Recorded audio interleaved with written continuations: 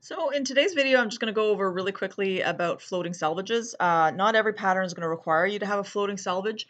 If you're using plain weave, you don't need a floating selvage. The reason for it is that usually when you're doing twill, as your weft is going across, basically it's not catching all the threads, and you're going to see some of these leftover threads that are loose on the ends, and it doesn't work, right? So the floating selvage, basically, the way you end up using it allows all those kind of threads to be caught as you go along.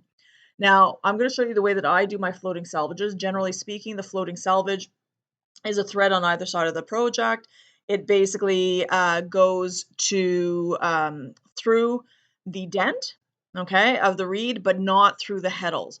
And then it hangs off the back with a weight of some sort. I use pill bottles with some pennies inside of it to hold it because those threads do not get wrapped around your apron on the back. Okay, they're hanging loosely so that they can actually float. If they actually went around the back apron, they would be flat like every other thread that you have in your warp there. So they are separate. And so make sure that you are keeping them separate, because I tend to, if I don't do that consciously, I do end up wrapping it around in the apron, and then I'm stuck. I've got 2 extra threads, which I do not want in my warp.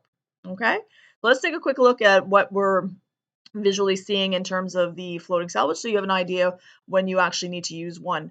Generally speaking, when you actually see the pattern, usually they're like dots at either end of the weaving draft that indicates that it's a floating selvage. All right. Well, okay.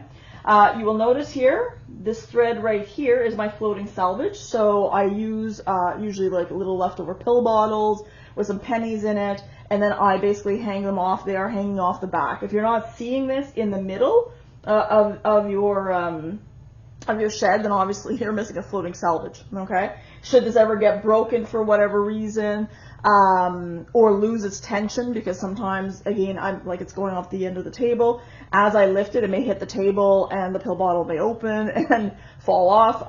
And that's happened before, and all of a sudden I can't see my floating selvage. So then I know something's wrong, go back and check. Okay? I don't care about leaving an end on this side, because again, it's contrast thread. It's going to come out at the, out in the end anyways. Okay? So I'm hoping. All right, so when you use a floating selvage, I've talked about this before, one side is going to go over the floating selvage, the other side will come underneath the floating selvage. So as long as you're remembering over, under, no matter what side you're starting, you're going to be good to go. Okay, so let's go over, under, okay, all right. And for the contrast thread, what I usually do is I go through a couple of them to try and straighten everything out, because you can notice everything is in a kind of a V shape. We don't want threads to be in a V shape. We want all the threads to be coming down straight. Okay, so let's go back again. I need to now put these ones down. Oh, well, let's put these levers down. I'm going to go to 8. 8 requires me to do 2, 4, and 6. So I'm going to go back over the floating selvage.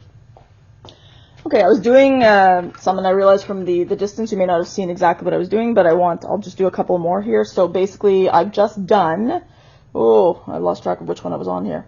So we got 7, 8, 7, 8. So this guy, I need to do 7, which is 1, 3, and 5.